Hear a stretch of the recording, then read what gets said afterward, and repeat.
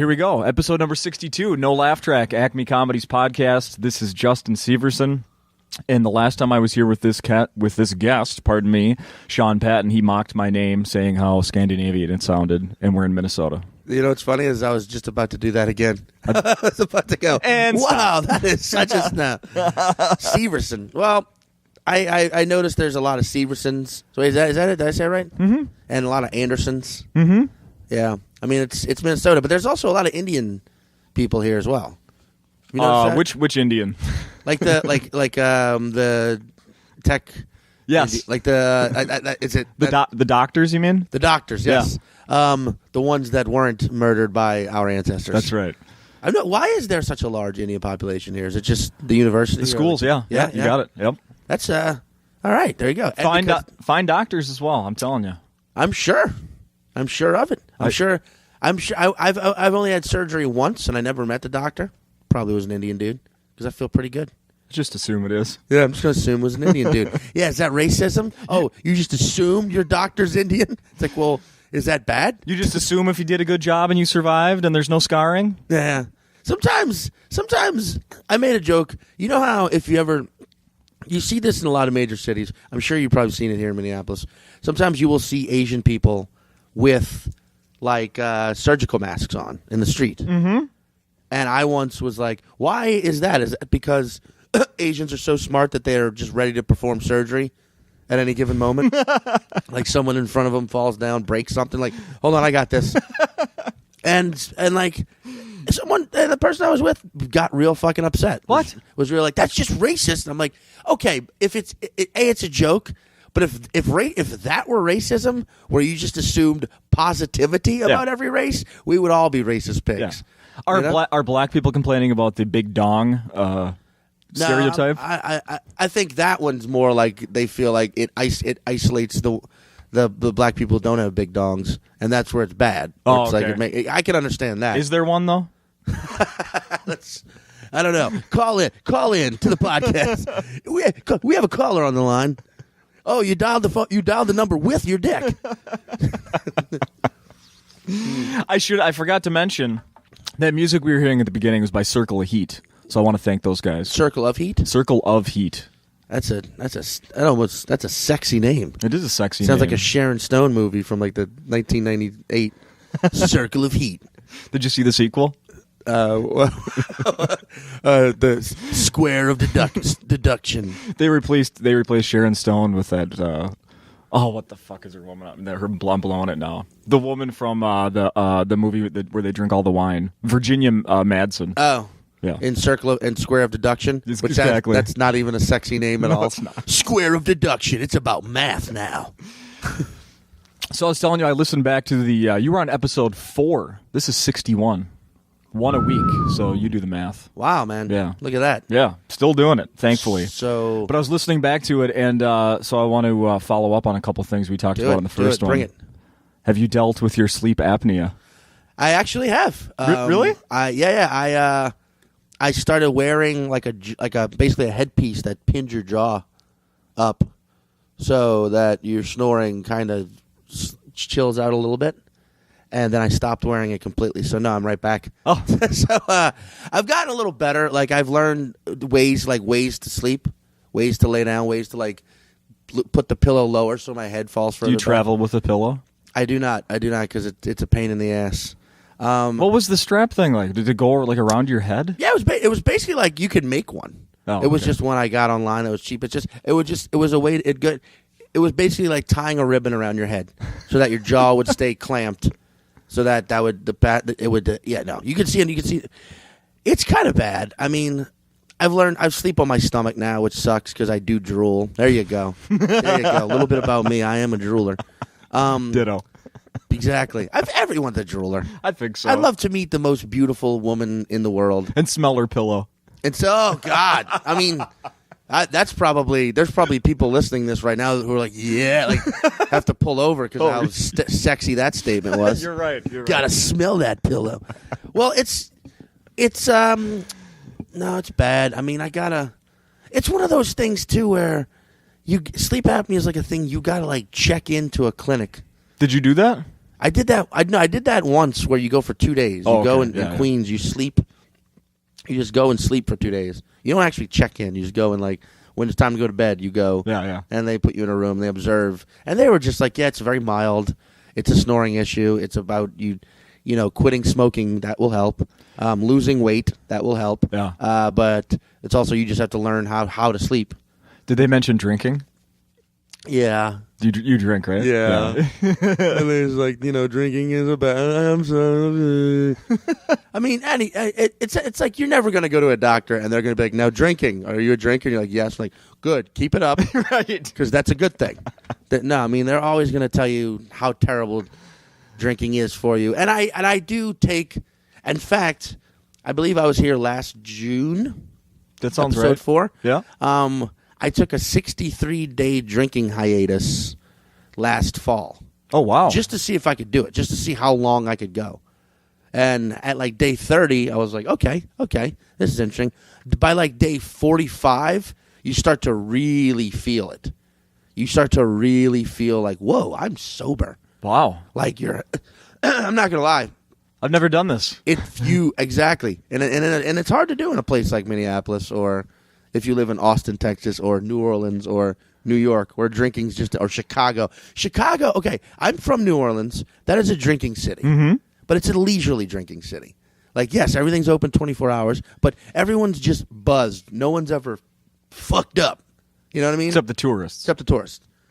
People in Chicago drink like that day was the worst or best day of their life. Like they drink like they can see the ghost of Al Capone. Yeah.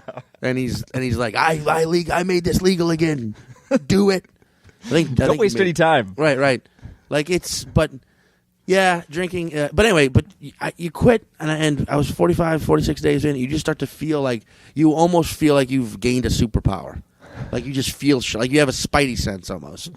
And it's like, wow, I just feel, this is what sober people feel like. And then by like day 60, I started to be like, but I miss being silly, and dumb in a bar with friends. And you feel like your head's so much clearer that like drinking really had little to do with that. What were you filling your time with, or were you still going out? I mean, I would do shows, but I would leave. I would get home. I was going to sleep much earlier. You know, I'm like as it is now, as a drinker or as someone. You know, I say my average fall asleep time is 3 a.m. Yeah. When I quit, my average fall asleep time was like 1 a.m., 12:30 even sometimes.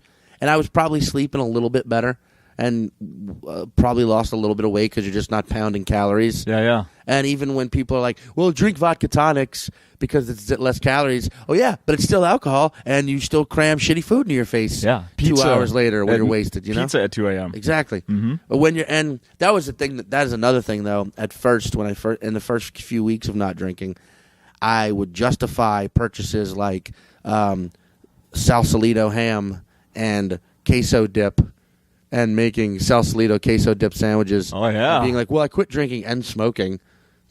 Allow me this, me. Damn right. And at 3 a.m, terrible for you.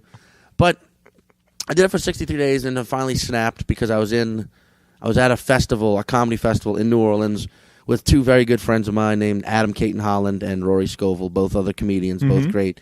And they'd never been to New Orleans before, and they were just having a partying their asses off. And after the first night, I was like, I can't not. You were like, fuck it, this is my town. I can't not be. I gotta out shit face these guys. Yeah, they can't out drunk me in my own city. Right. And so yeah, I'm back on the drinking horse. But I find it's good to take, like, after this week, I will take the next 2 weeks off of drinking, space it out. Because I'm going to get real shit-faced this whole week. Oh. It's especially, this is a great club, but it's also a great staff. And what I mean by great staff is they're like, hey, what are you doing? Sit down and shoot some of these shooters we poured already. Right. And drink this beer we already know you like. Come on, we don't see you but once a year. And then you get hammered, and then they're like, let's go to this other bar. Let's go to this place we can walk to that they know us, so they'll lock the doors and let us in. Oh. I think they did that one time for us. I thought maybe you were talking about something fresh. You performed last night. Did you go out last night? No, last night I took it easy, and by take it easy, I mean left here at 1. Oh, okay. Yeah. After the manager was like, here, drink this water moccasin, which is whiskey and pineapple juice, and it's fucking delicious. It's delicious. Oh, no, don't show me a delicious way to drink whiskey. I'm going to always do it now. I'm going to have one after the podcast, I think. I think there's another secret ingredient in there. It might actually be like water moccasin urine, but because I know about the pickleback. Do you know about picklebacks? Whiskey and pickle juice. Pickle juice, yes. Yeah, I've had that. That's amazing too because that just erases the taste of whiskey. Mm-hmm. So you're like, oh, I just ate a pickle, but which is dangerous because you're like, well, I could eat another pickle. Pickles are good for you. Are they? That pickles actually are good for you. I remember eating dinner at my friend's house as a kid, and his mom would be like, they were the type like you had to eat a vegetable with dinner. Yeah. And I remember trying to pull like, well, can I just have a pickle? It was a cucumber. It was a cucumber. That's a funny thing. That's another good thing about Chicago. I was in Chicago recently, which is why I got all these Chicago facts. The Chicago style hot dog. Mm-hmm.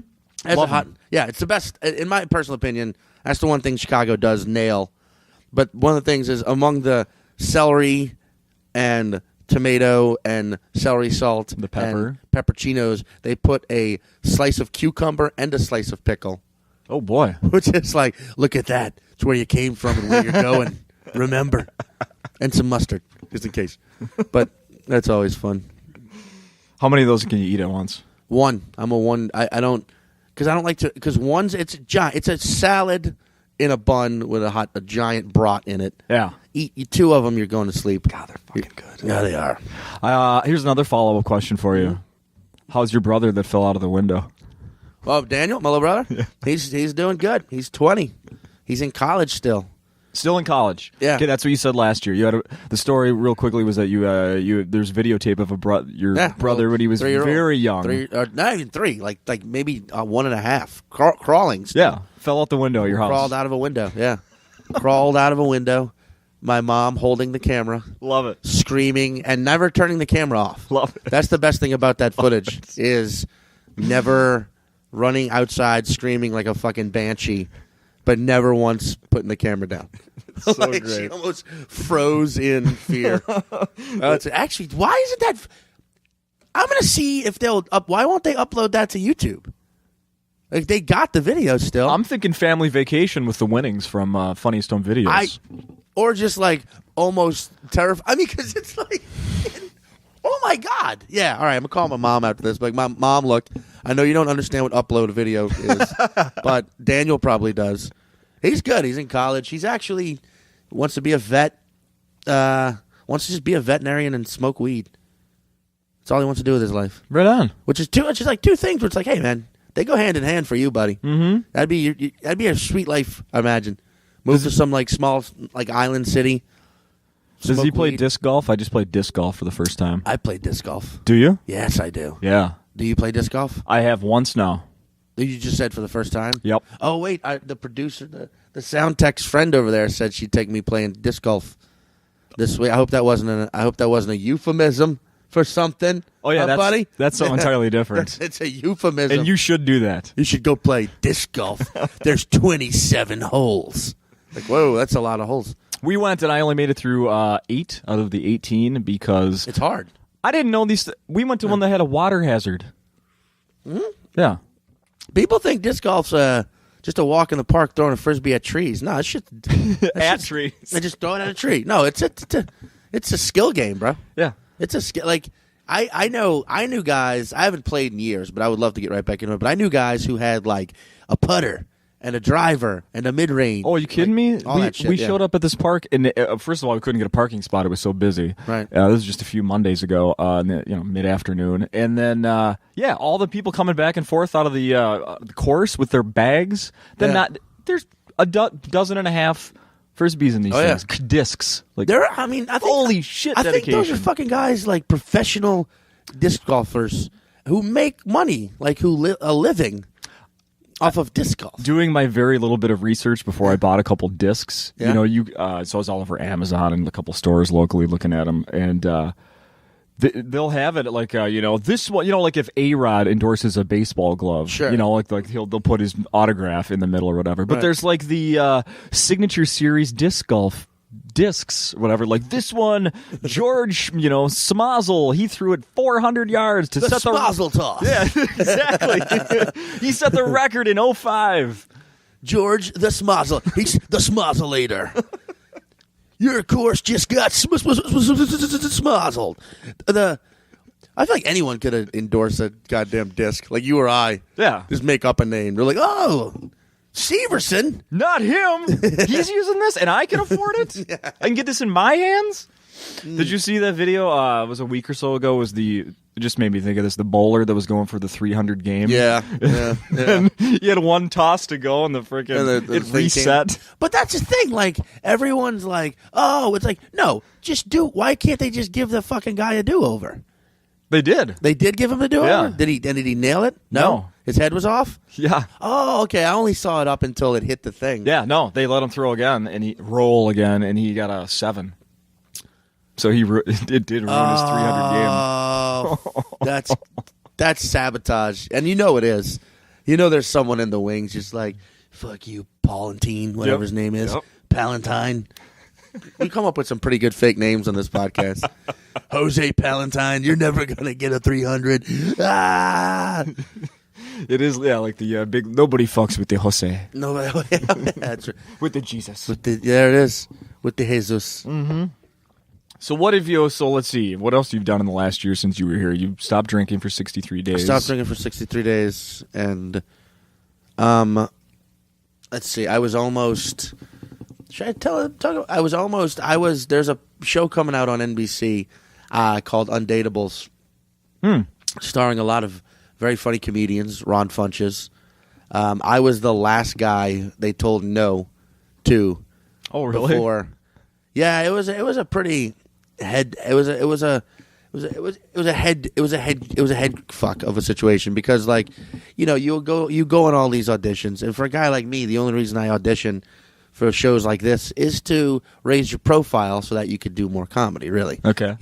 Yes, I want to do TV one day, but I want to do something that I create for TV. Right. But, when it's like an NBC 3-camera sitcom and you audition, you go, yeah, of course I'm going to go audition for it. And, I met the creators of the show and the head writer, and they were all great. And then they bring you back for a callback, which is another audition, only they're taking you a little more seriously this time. Right. And you do that, and then... that was on a Wednesday. The next day, I'm scheduled to fly to Dallas to do the Improv there in Arlington. And my agent calls me that afternoon, and they're like, "Look, they want to bring you back in on Friday to test. They want to test you." Now, what testing means is it's just another audition, but you're going up in front of the studio now. Okay. The execs of the studio want to see you. A little more serious. Look, way more serious. Yeah. And I'm like, oh shit, I have to go to Dallas tomorrow. And he's like, don't worry, I've already talked to the club. You're gonna fly in tomorrow on Thursday, do Thursday night show. You're gonna fly back here on Friday. They've got someone to cover for you Friday night, and then you're gonna fly back to LA to test. I've already found you tickets that are cheap, which he did. My agent's a fucking ball buster. Yeah. I've got a very good one. I'm proud of him.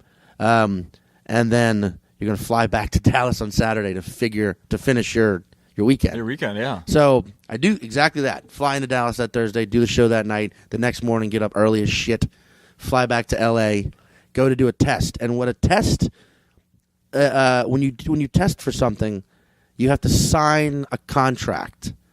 It's the contract. So that if they give you the part, you can't negotiate for more money. Oh. It's them protecting themselves. Yeah, okay. But you sign the fucking contract and you see laid out in paper exactly how much money you would be making if you got cast and it got picked up. Yeah. And it's a lot of fucking money, dude. It's like, oh, my life will be different. Life-changing. Like life-altering cash. Exciting. Laid Very out exciting. for you in front of you, like broken down, taxes, commissions, minus all that. And you're like, holy shit. And then I went in for the test, and I was like, all right, that was that. And then I fly back to Dallas. And then when I get back to Dallas, they call me, and they're like, well, as soon as you get back next week, you're testing again. That's the final test. Now, that's when you go up in front of the network as well, in front of NBC. was like, oh shit, this is becoming more and more real. Yeah. And then I get back, I go in for that test, and then everyone's a little more hesitant. Then I get a call from my manager, and they're like, the studio loves you, but they don't really, the network's not too set on you. They're just, you're new, they don't, and I'm like, well, what's that mean? Fuck, what do we do? And they're like, I don't know, we're just going to wait and see. And that wait turned into a week. And then it was like, you know what? I had to film. That was like late February by that point. Yeah. I'm filming my half hour for Comedy Central in late February. So I'm like, I can't think about this anymore. I cannot think about this anymore. I have a fucking half hour to film. Yeah. I don't want it to suck because I'm in my head wondering if I'm going to get this stupid fucking sitcom and be rich. I need to focus on what I really love to do. Yeah. And then so I just tuned it out, did the half hour, and then we shoot that in Boston. And the week after that, I was just in New York, kind of like celebrating and doing sets, and just every time I go to New York, it's a celebration because I fucking love that city so much. Right on. And then my manager calls me, and that was on a Friday. He's like, "Can you be back in LA by Monday? They want to see you one more time." And I was like, "All right, let's do it." And I buy a last minute flight, which is not cheap. Can't be. And get back to LA, and it's like it was almost out of a fucking movie in itself. It was like as soon as I landed, I turned my phone on. No. There's like 4 messages from my manager, and none of them sound like, "Hey man, call me, I got great news." They're like, "All right man, just trying to get in touch with you. Give me a call." And I call him, and he's really hoping to get a hold of you. Yeah, and he's like, "They offered the part. They made an offer to someone. If he takes it, we're out." And I was like, "Oh, okay, cool. I love being in LA for no reason." Which is where I sort of live anyway. But I'm not bitching about this like it's a fucking. I know right now someone could be listening to this who just got their foot amputated because they got, you know what I mean? Sure. Or like, I know it's not a fucking real thing to bitch about, but it was my first real experience with the Hollywood game. Sounds like it. Wow. The Hollywood, where they just like, they tell you like, "You're in, stick with us. We got here, sign this thing so you can see that you're going to make money one day. Come on, we love you." And then like, we can't do it though. We don't. Can I at least keep a copy of the contracts? I wish to show people like, look how much money these people are making. And everyone involved, here's the thing, everyone involved in the show was awesome. Everyone at the studio, Warner Brothers, was great. Everyone at NBC can suck my fucking dick. Right on. But I'm not, the guy they ended up casting was a far better choice. I'll admit that. It was a far better choice for the character.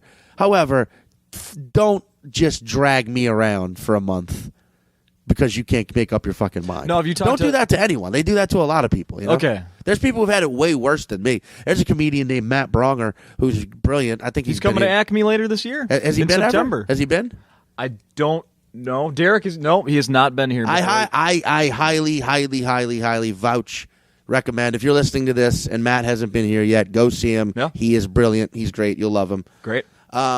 He had, I'm not going to say which network, but he had a thing like that only for a year. And it was with a show he created. They just were, we don't know. That's the problem, is that you start to realize that major network people, there are some, networks like FX that obviously takes chances with like Justified and, with like It's Always Sunny in Philadelphia. Mm-hmm. And now they're starting a second network called FXX, which is where all their comedy is going to go. Like that's real? That's real. That's real. Like FX from now on will only be like The Killing and all the, Justified, all their dramatic shows. Mm-hmm. And then FXX is going to be all their half-hour comedies, which is great. They're splitting it up. They're a great network. They take chances. Mm-hmm. And then networks like AMC, who Breaking Bad, Walking Dead, Mad Men, great network. Mm-hmm. HBO, there's many great Netflix. They're doing something great. Mm-hmm. They're just like, but there are also the big ones like the NBC, ABC, CBS. Fuck them all. Yep. They're all, in 5 years, nobody's going to give a shit about what's on any of these networks, because those networks, their demographic is 18 to 59, I believe. Yeah. How the fuck are you going to make a show that an 18-year-old and a 57-year-old are going to enjoy? You know what I'm saying? Like, stop doing that. Stop trying to please everyone. Besides Wheel of Fortune. Exactly. It doesn't exist. Or besides How I Met Your Mother, which is probably the best 3-camera sitcom on air right now, and it's still shitty. Yeah. You know what I mean? And Or like, it's just... you start to realize these people in those positions are so stupid and so cowardice and so like they don't care about the art or the craft of a television show. And I know the art or the craft of a television show. If I'd have said that 10 years ago, people would laugh in my face. But you got to admit, nowadays movies are mainly crap now because all they're doing is remakes or interpret, what's it called, prequels. Yep, prequels. And televisions where all the good writing, acting, and ideas are going because you can get a little. Like I saw Elysium. Have you seen that yet? No, I don't even know how to pronounce it. Elysium. That movie was really good, but you wanted more. You were like, I want to know more about these fucking characters. Oh, wow. And you realize that's what TV's done to you. Yeah. It's like with shows like Breaking Bad. I'm sitting across from you. You're wearing your Los Pollos Hermanos shirt. Hell yeah. That show's amazing. That show could have been a great movie. Breaking Bad could have been a wonderful movie. But a better TV show. But a far better TV show. Mm-hmm. And you start to realize that, like, there are a lot of people in charge of Hollywood in the big positions who are just, all they care about is money. All they have is marketing degrees. They're terrified to take any chances. They're terrified to isolate any one demographic. They're terrified to not get all that money for sponsorship. They're terrified of losing their own jobs. So they'll make your job hell to keep their job. Oh, yeah. Fuck them. Because in 5 years, no one's going to give a shit. It's networks like the ones I named off the good ones. Those are the ones where you're like, I hope they keep their integrity. Do you ever look and see what the top shows are each week? We do it. We read them off on the radio show I work on each week. No, but I bet it's always Breaking Bad. I mean, Breaking Bad broke records with its... Oh, yeah. With the preview of with the season 9 episode, right? Yeah, it was huge. It was like 5.9 million. No, I heard over 6. Or over 6? Yeah. Which is crazy because back in the 70s, every show on ABC or NBC or CBS was getting like 40 million. Mm-hmm. Back when they only had 3 networks. Right. Now you got like 20 different channels that are good. Oh, I know it. The number one show right now is like that Under the Dome. I thought that was a reality show, is it? No. It's not a reality show? You know who one of the stars is? I know he's Dean Norris, yeah. right? But I thought it was like a reality thing where it's like, we take celebrities and put them under the dome. Get me out of here. And then it's like, what's under the dome? We don't know. Could be snakes. Could be strawberries. We don't know. There's no Monty. We hope it's strawberries. Every week we hope it's snakes too. That's funny. Hey, you mentioned like prequels and sequels and crap. I was with my kids yesterday. How many? I have 2 daughters. Both. Did you have 2 daughters last time? Yeah. Yep. No new ones. Okay. Still got an ex-wife. Still have a girlfriend. Still have 2 daughters. All right. And I was asking them. I hadn't talked to them Monday night, so I was like, I picked them up yesterday. I was like, hey, what'd you guys do yesterday? Did you go see a movie? You mentioned you're gonna go see a movie. No. And then this is brilliant, and I need to give my ex-wife credit for this. This is fucking brilliant. My daughter said, no, we didn't go to the movie. I said, I thought you were going to go see Smurfs too. And she goes, well, Mommy said that since, it's a second movie that you probably need to see the first one to understand what's going on. And since you saw the first one, she thinks you should take us. Worst fucking kids movie I've ever seen. Damn. Worst kids movie I've ever seen was Smurfs. And now I'm going to have to go take my kids. Was it really the worst? Top 5 worst. Awful. Yeah, at least in these new generation, like I'm not talking about my childhood or my parents, but like what kids are getting these days. Awful. Smurfs was fucking terrible. Because it's like a show like Smurfs, just like a show like go back to any cartoon, go back to Scooby-Doo. Like the Scooby-Doo live action movie was fucking crap. Oh no, awful. I remember. I know Smurfs isn't live action, but those shows were created by creative people back in whatever eras, 80s, 70s, 80s, yeah, who really put like thought and like talent and like writing and really gave a shit about these cartoons that they made for children.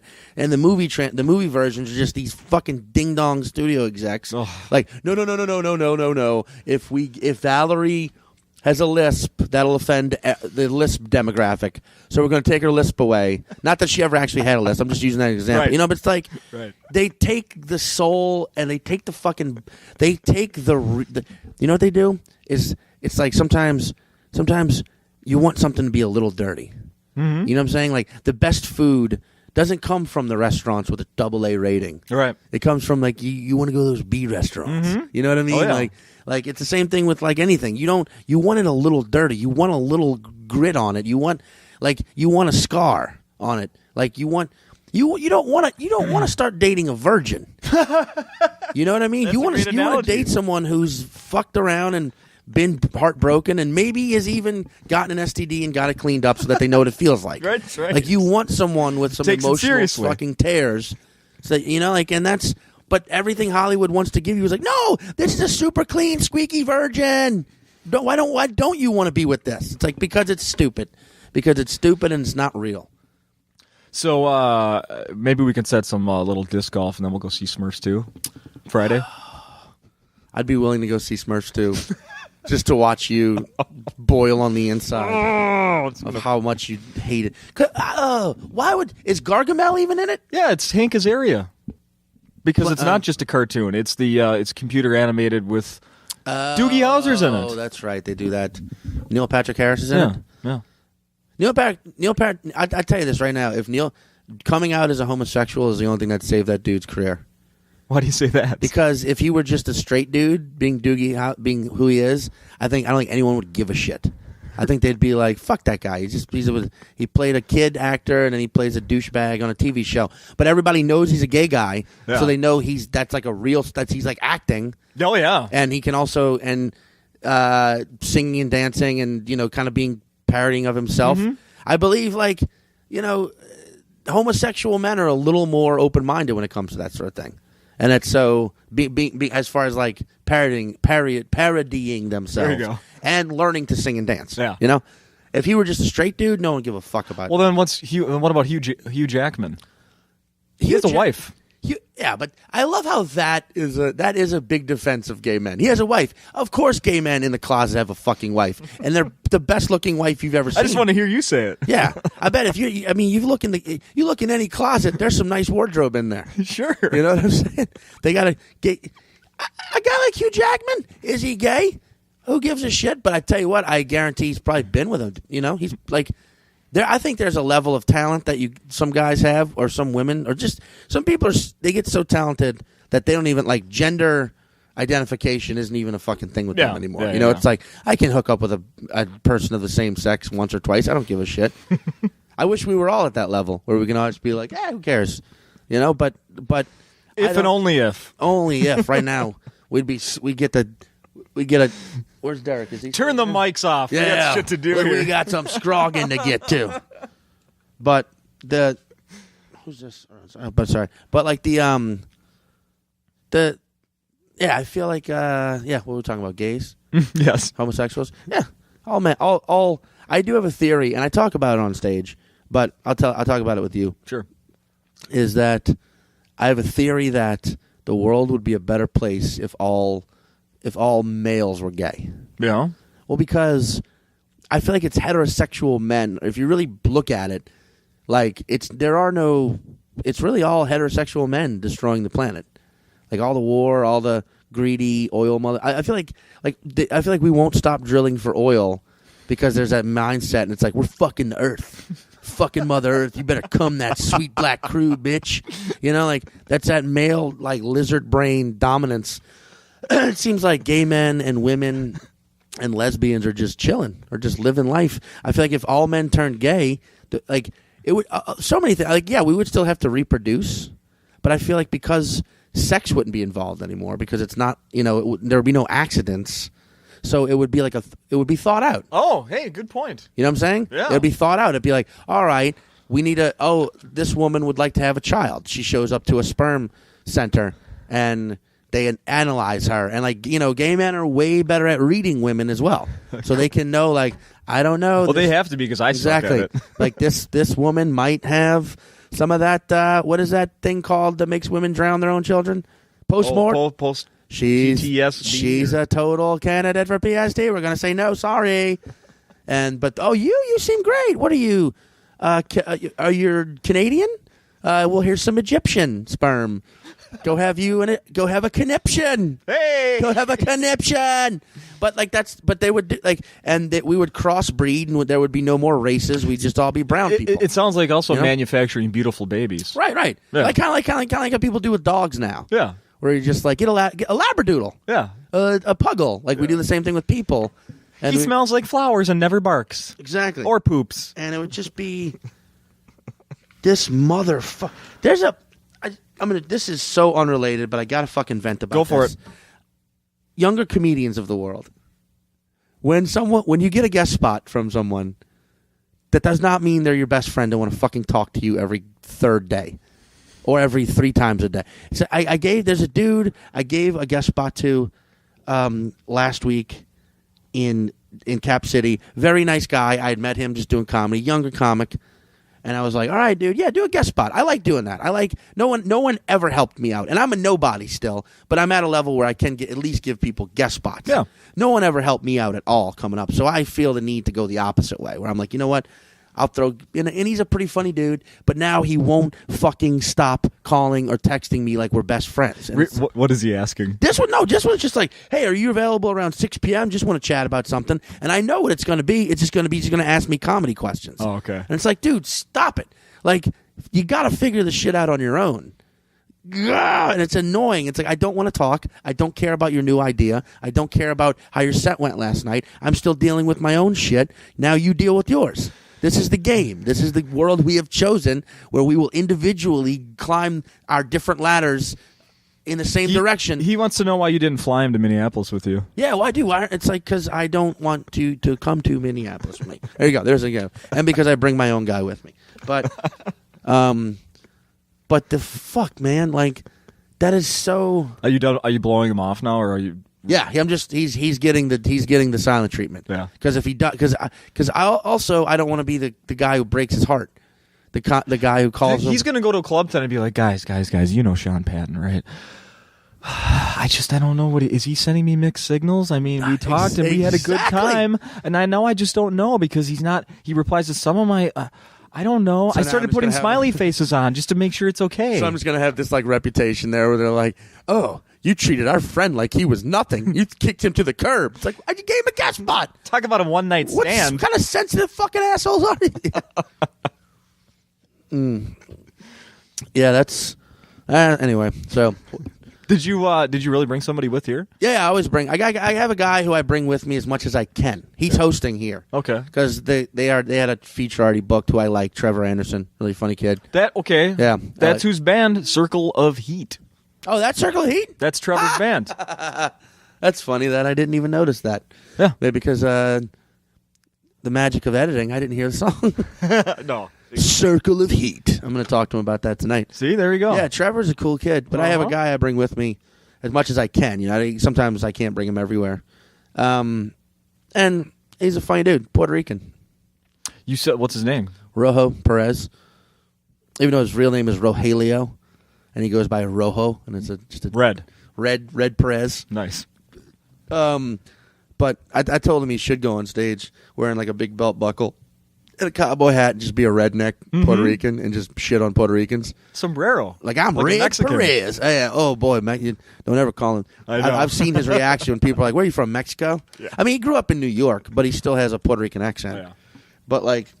When people are like, are you Mexican? He's like, what the fuck would make you even ask that? What, am I dirty, man? It's real. No, I grew up with people, same thing. It's really not I'm not going to say amusing because that sounds like I'm shitting on him, but it is interesting when you see like South American or Central American like get like a Guatemalan, you say they're from El Salvador. Ooh, really?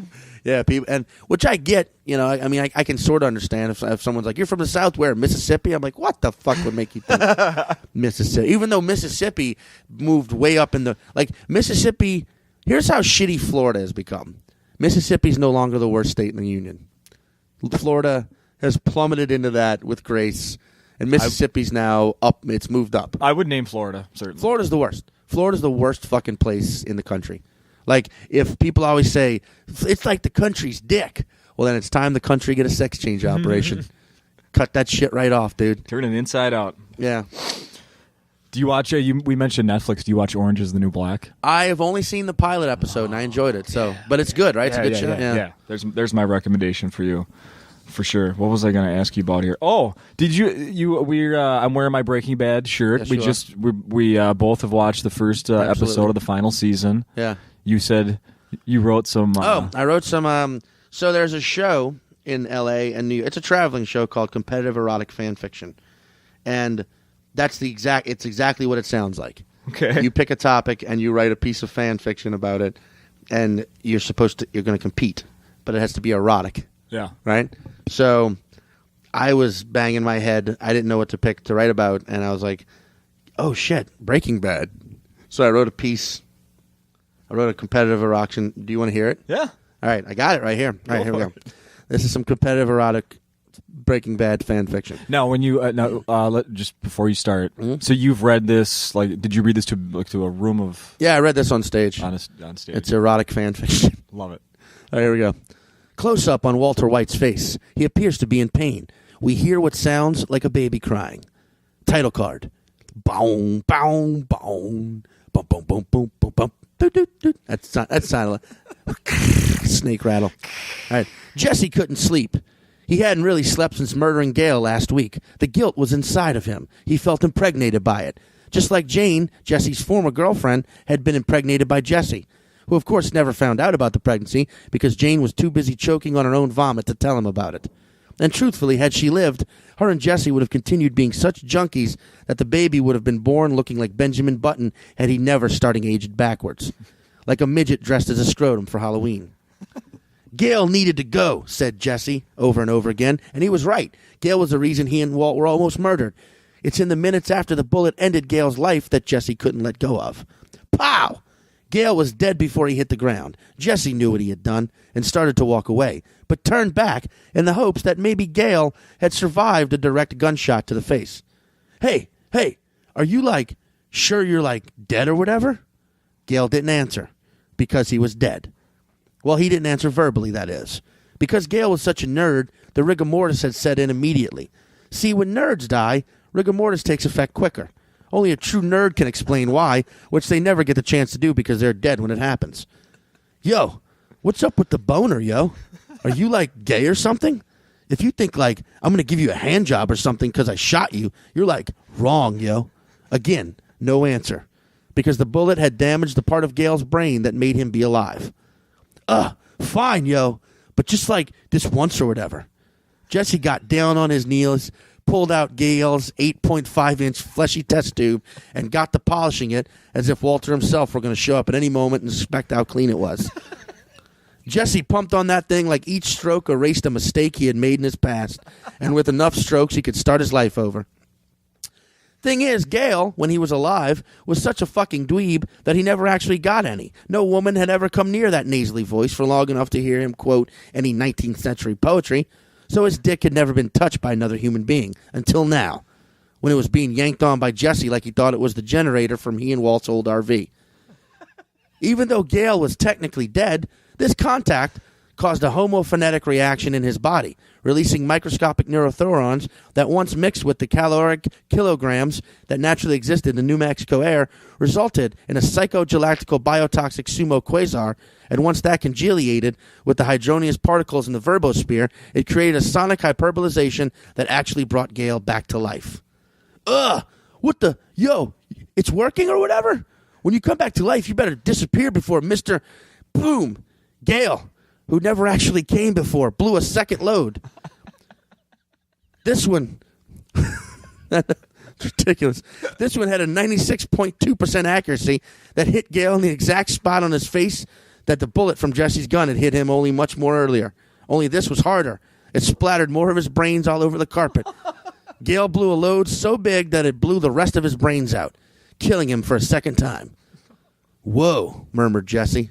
All right, here's the second half. Meanwhile, at Los Pollos Hermanos, Hey. Anything I can do to help, Mrs. White. Try that again. Anything I can do to help, Mrs. White, said Gustavo Fring. He wasn't sure why Skylar had come to see him, but he hoped that biscuit fluffy white rump had something to do with it. Thank you, Mr. Fring. I was actually hoping to talk to you about my son, Walter Jr. Is everything all right? Gustavo could give a fuck about Walter Jr., and he wanted the recipient of that fuck to be Skylar. He intended to milk those bubbly breasts and use the milk in the milk wash for battering the chicken, which, of course, was the secret to his recipe, using the breast milk of the wives of his employees that he intended to murder. I was hoping to get him a job. The boy's physical impairments can be a problem in the kitchen. Well, he is very capable, a problem that can be easily overlooked. And with that, Skylar White was bent over Gus's desk, him kneeling behind her, gazing into that mountain range of an ass with the same awe that John Denver had when he saw the Rockies for the first time. Gus buried his face into her rectal canyon and sucked on her pucker turd chopper like he was from an alien species that breathed methane instead of oxygen. Skylar couldn't hold back anymore. It had been so long since Walt had put that goatee anywhere near her intestinal blowhole. She orgasmed, coating Gus's chest with hot pussy lava. Oh, Gus stood up, his dick harder than immigrating to the U.S. from Mexico without proper documentation. And looking down at Skylar's steaming cauldron of a vagina, he dipped himself into her like a drumstick into a hot fryer set at 350 degrees. We see Walt's face again and pan back to reveal him inside of his baby banana green Pontiac Aztek, parked in the parking lot of that Los Pollos Hermanos. Suspicious of Gus, Walt had planted a sound bug in the office, and he now listened to his wife Skylar moaning in reaction to Gus pounding away on that Lysol gash. It sounded exactly like the cries of their newborn daughter after the doctor slapped her backside to start her breathing. This made Walt angry, and anger made Walt horny. He was tugging on himself so hard that you think he was trying to give himself a homemade sex change operation. He jerked off with the velocity and energy of someone who had just smoked a bowl of his blue meth. He blew his load all over the winter windshield. And when he took a closer look, he realized that load wasn't semen at all. Oh, no. It was all one sturdy lump. He took a closer look and noticed it was his tumor. Walt had gotten so aroused and jerked off and came so hard that he ejaculated the cancerous tumor from his lungs. No. That's the end. I didn't know where to go after that. Oh, my God. Yep. That show's the best. If it ever comes to your town, it's called Competitive Erotic Fan Fiction. A comedian named Brian Cook created it. Genius. It's that, only everything. That's actually adults. I've seen people do it with like the Muppets, and you're like, oh yeah, I bet. But yeah, that I had to sit there. I felt, believe me, after writing that, watching episode 9, I was like, oh, I've wrote some terrible things about these. Yeah, no kidding. Yeah, I've imagined some horrible things. Do you look at Skylar differently now? Mm-hmm. She's actually the whoever the actress who plays Lydia is. Mm-hmm. I think she is so attractive. Yeah, and it's and she's like, she doesn't play an attractive character at all. No, you know, you just see through. I also think she's a great actress. I mean, but that show, they get great at. I mean, Bill Burr's in it. Yeah, and he's my favorite comedian. Yeah, and Burr, he acts. They get some acting out of Burr. You know, It's great. For sure. Yeah. Hey, all my guests that are on this podcast, I always do a. I'll enter your name in a Google alert thing, sure. So that if something comes up, like I'll help you promote it or whatever, cool. Just to keep in the loop or whatever. Here are a couple things that came up for Sean Patton. There we go. Okay, this one is just this is pretty run of the mill. It's not you. This one isn't you. There's some baseball player named Sean Patton. Really? Yeah. Steamboat. I don't even know where it is. I didn't even click on it. It just says Steamboat baseball team to complete in Triple Crown World Series. 5 players. Blah blah blah. There's some guys and Sean Patton are all taking part in that. So there's somebody with your same name. Now here's another one that I just saw recently in my email, and the headline really caught me off guard. Patton comes out as HIV positive. And then I found out it wasn't you. Oh. But I was like, shit. Holy shit. Am I? Did I? Wait a second. Do I have AIDS? Because in my Gmail, it says Google alert, Sean Patton. And then the subject, it says, comes out as HIV positive. Who is it? Some guy named Mark. Mark Patton? Yes. Poor guy. Mark Patton comes out as HIV positive. I know it's a conglomeration, a bunch of stories. And then it says friends of Sean Sasser. So it's like 2 names put together. See, yeah. So there's not even... Well, when I saw that, I was like, dude, whoa. Well, we got something to talk about on the podcast. I hope he's okay, but God, we'll fill an hour with that. We got a lot to talk about. Hey, well, I saw... what's Shotgun Wedding? Oh, that was a movie that I was in that went straight... It was a straight-to-Netflix movie. Yeah. Which is a big thing. That's another big thing Netflix is doing, is they're just being like, hey, low-budget filmmakers, shoot a movie. We'll just put it right on Netflix. And it came out in April. It's a small part I play. It's a funny movie.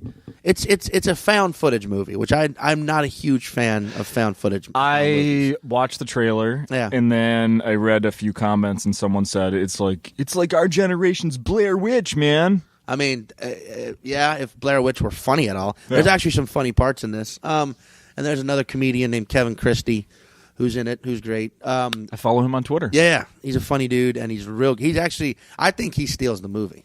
I think he's the best. And he kills the shit out of me in the movie. Just spoiler alert. But did I see you in the teaser? Are you laying there dead? I'm such a small character that I probably was not even in the teaser. I mean, I'm not that small. Like I die horrifically, and I've got probably about 12 or 15 lines. I think you laying there is in the teaser. Spoiler alert. There is definitely, yes, I do lay. There is a lot. In fact, I had to do that for an entire day. That was one of the worst days of an acting job ever, because playing dead is awful. Because you don't realize how, like, laying there, I could just do that all day. No, you really can't when you're covered in fake blood and they're putting tubes through you to, like, pump more fake blood. Don't itch your balls, because then you're going to get fake blood on them. Yeah, exactly. It's just so much. Yeah, exactly. Don't touch your face. Don't touch your face. Does it itch? We'll have someone come scratch your face for you, which is always awkward. But it was pretty good. It's on Netflix. You can just watch it. And the half hour went well? I still haven't seen it. Really? Yeah, I've gotten, they put your Twitter handle on screen the whole time for the premiere. So people are tweeting. So you also get the negative tweets. You always get the people being like, "This is an embarrassment to the craft of stand-up comedy. You're terrible."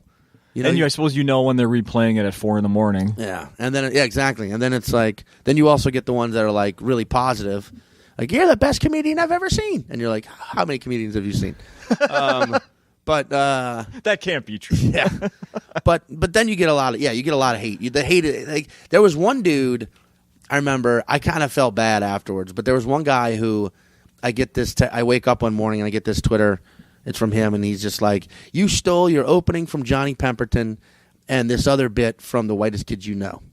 And I was like, "Oh, did I?" So I replied, but I tagged Johnny, who I know, and all the Whitest Kids who I know as well. I was like, "Hey guys, do you agree with what this dude said?"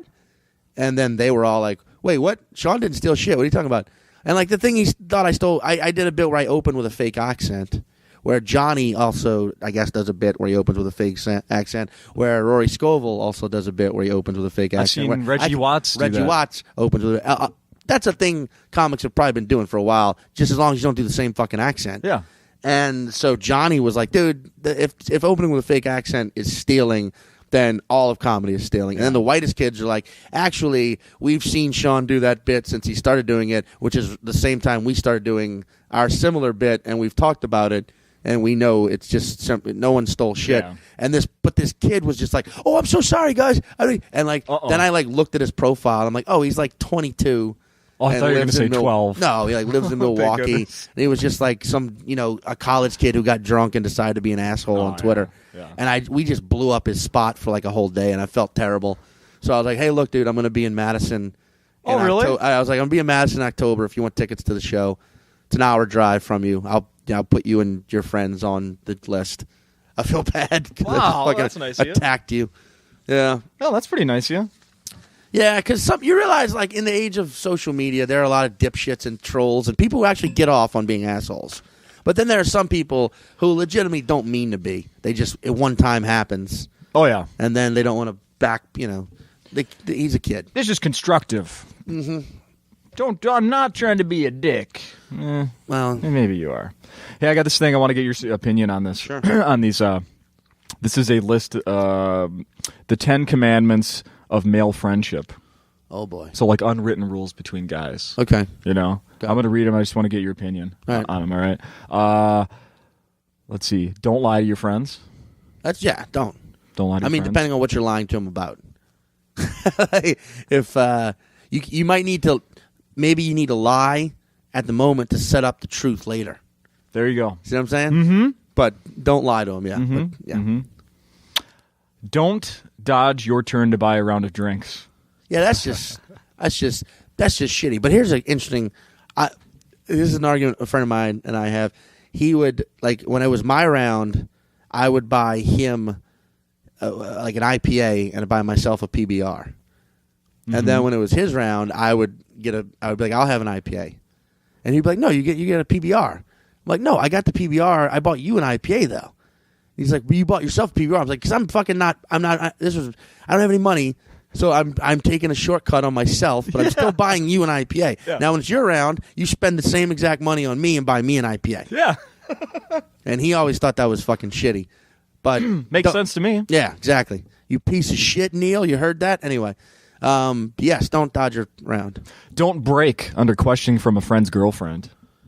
Don't even talk to your friend's girlfriends. Don't even talk to them. Dude, that's the thing, dude. Like, don't get involved with any girl that your friends ever fucked with. Just don't do it. It's not worth it. Let it be their problem, not yours. If it's your girlfriend, or even if it's a girl they used to sleep with that they don't give a shit about anymore, don't. Because what happens is that girlfriend ends up telling you something about your friend only from their point of view, and it's going to infect your fucking head. And then you're going to start questioning your friend because of something that happened between him and a woman. Nothing that ever happens between people who are intimate translates that well.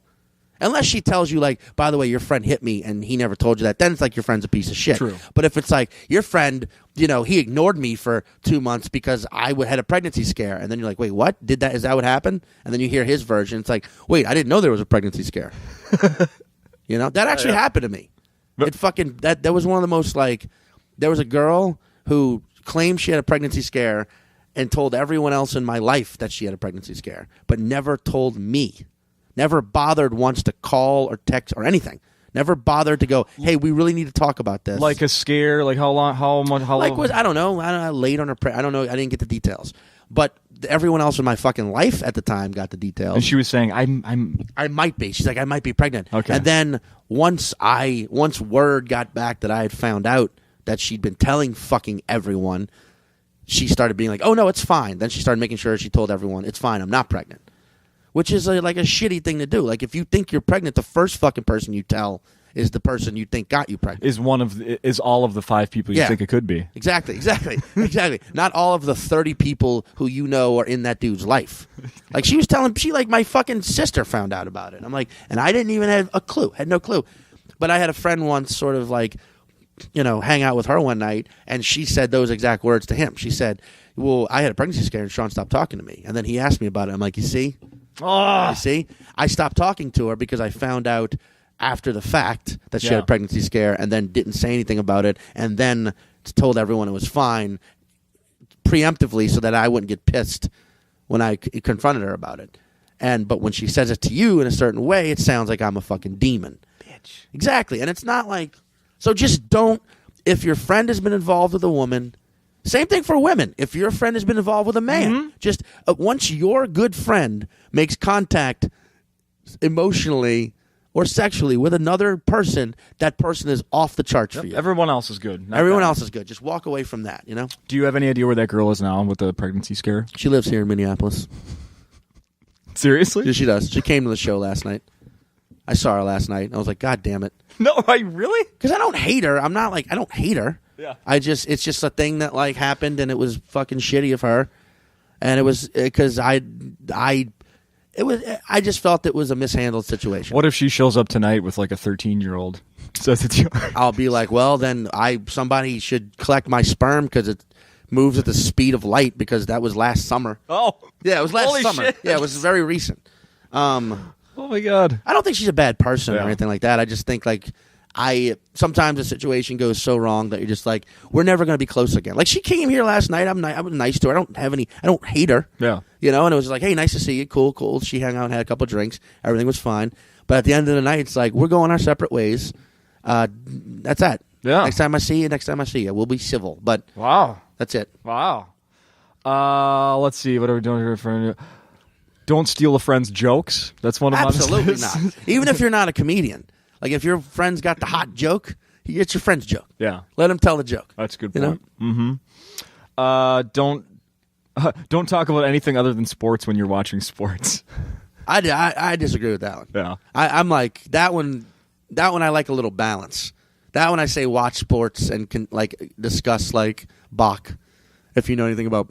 Inform your friend on who Sebastian Bach was while you're watching sports. Explain to him how it's the sports are equally as interesting. It's like a symphony. It's like a symphony. Yeah, like Skid Row. Yeah, exactly. Yeah. Sebastian Bach. I skipped a few here. We'll just say, finally, no having sex with a friend's sister or mom. I'm going to throw mom out of... Yes, absolutely. Don't know having anything. Not even like a relationship, a friendly relationship with your friend's mom. It's weird. Sister, I'm not going to say... That's also because I have 2 sisters. And to be honest, like, if one of them... Well, one of them's married. But if the other one, like, started dating a friend that I knew was, like, a good dude... Like, there you go. That's who you want your sister to be with. Yeah. You want your sister to be with someone you know is not a piece of shit. Yeah. You know is a good person. Mm-hmm. So I'm going to say mom, absolutely not. Sister, tread lightly. Walk as carefully as you can down that line, but do it right. You know, do it right. Oh man, we should wrap it up. Fuck, I wanted to get to this. What? Ask me. We could, right? We could. All right. Here, this is something I want you to actually. You did such a good job reading. Oh, you want me to read You don't something? have to. Not this whole thing. It's way too long. This is something I printed out. It's about a new product on the market, and just start reading. You'll figure it out. Okay. Here we go. When it comes to grooming my lady area, I prefer the ultimate in painful hair removal: waxing. Having a stranger swiftly strip my vag of hair is just more relaxing and convenient of a way of taking care of down there than shaving. But getting consistent professional waxes can be expensive as hell. Oh, really? Is that only in New York City? Am I the only one who pays close to $100 for a bare vagine? Vagine? Vagine. I'm sorry. Am I the only one who pays close to $100 for a bare vagine? Vagine. Probably. So I'm stuck shaving. Except taking sharp blades to my lady garden has always made me afraid of nicking my clitoris. Sure. Thankfully, I've never cut myself shaving my legs, but I've heard horror stories, and I can only imagine the same agony would ensue if my hand were to slip and, whoops, cut my love button. Enter the vajayjay visor. What is this? That's right, y'all. Such a thing exists. This disposable product, whose patent is pending, obviously, is a tiny hat designed to cup your clitoris as you try and get close, even bikini wax-like, shave on your sensitive bits. Here's how it works. You take the boat-shaped device and place it vertically over your inner vulva area. What? Between your vaginal lips, a.k.a. labia majora. The vajayjay visor effectively covers from your clitoris to the bottom of your bum. That's a lot of shaving ground. Once the visor is properly protecting you, your vaginal muscles should naturally hold it in place. No, hold on. This is a visor. Will it also keep the sun out of my Absolutely, eyes? because as you know, the best light to shave in is the high noon sunlight. Then you can shave the sensitive surrounding area like the top of your labia majora, a spot I never groomed myself until now. My pussy's cleaner than a what did it say? My pussy's cleaner than a waxed BMW. While shaving, you must keep one hand on the device to make sure it doesn't slip. I found that for the most part. The vajayjay visor stayed in one place, except for when I opened my legs real wide. Once you're done, you can toss the product in the trash or sell it to the neighborhood teenagers for sniffing rights. It doesn't say that. Yeah, right there. With the visor protecting the most intimate part of my vagina. My shaving fears melted away, and I have to admit, I've never had a better shave down there in my life. So, lady friends, if you too have the same fear of nicking your clitoris when shaving, I suggest you pick up this product, the vajayjay Riser. $850, drugstore.com. I want to, not for perverted reasons, I just actually like to watch a woman use that. Yeah. You know what I'm saying? Mm-hmm. Use. It's a, apparently they're $9.99, by the way. I don't know if it said the price on there, but I did see that. No, it said $8 on there. $8. But I misread it as $850 because it sounds like a fucking brilliant idea. It does. I mean, first of all, I would just like to go on record and say the bear vagina is disgusting and weird. I don't like that. Really? I do not like the bear. It's Never? No, it's just... You didn't go through a phase? No, to me it always feels like you're trying to be a baby. Yeah. I'm a baby bum. Like, I don't know. I'm not saying have a Chaffalaya bush. Just groom, groomage is, I groom myself because I know it can get out of hand down there. Grooming, yes, groom it, but it doesn't need to be bald. It's weird. In fact, I don't like it. I've heard women say it increases sensitivity for them. Does it? I don't know why it would. Yeah, I don't see how it does. Yeah. But I don't know. Just the bald thing's weird. Bald thing's weird. You know what I mean? If we learn one thing. Yeah. The bald thing's weird. All right, we should wrap it up here. Sean, Twitter. Where do people find you on Twitter? At Mr. Sean Patton, MrSeanPatton. I know it looks like Mrs. Ian Patton. You're not the first one, so don't tweet that at me. At Mr. Sean Patton. That's I do have a website. It's going through some upgrades right now. So if you want to look at it, it's not very good. It's called IamSeanPatton.com. It will be better by October. October, it's supposed to do the relaunch of it. But if you want to just know anything about me, follow me at Twitter. There you go. And I tweet things. Perfect. One last question. Mm-hmm. Have you ever been fondled by Andy Dick? I have been in the room when he was fondling someone else. And they talked about it later. Actually, I was at the same festival where he called Eric Andre, a half-black comedian, the N-word. Oh. The Bridgetown Festival a couple years back. I was also there when he disappeared for a day. No, I've never been fondled by him. In fact, the only time I do remember seeing Andy Dick at a festival once years back, walking around clearly waiting to be mobbed. Like clearly being like, I'm Andy Dick and I'm out in public. Why isn't anyone... Just a moment, just a matter of time. Why People is know anyone all over my shit? But I also have met his 2 teenage sons. Yeah. Which is real fucking weird. Gotta be. Like, it's gotta be weird when your dad's a fucking psychopath. Like a psychopath. That dude's a psychopath. Yeah. But yes, no. He's not even someone I'd want to watch on stage anymore. It's like, I don't give a fuck what you... I get it. You're probably... How many dogs' butts have you licked? I don't care, Like, wow. Yeah, you're so crazy. Anyway. But no, I've never been fondled by Andy Dick. All right. Have you heard I had? Did you Google that and it came up? Patton fondled by Dick. That was a Yahoo alert. They tend to get things wrong. Right, that was a Bing alert. All right. Thanks, Sean. We did it!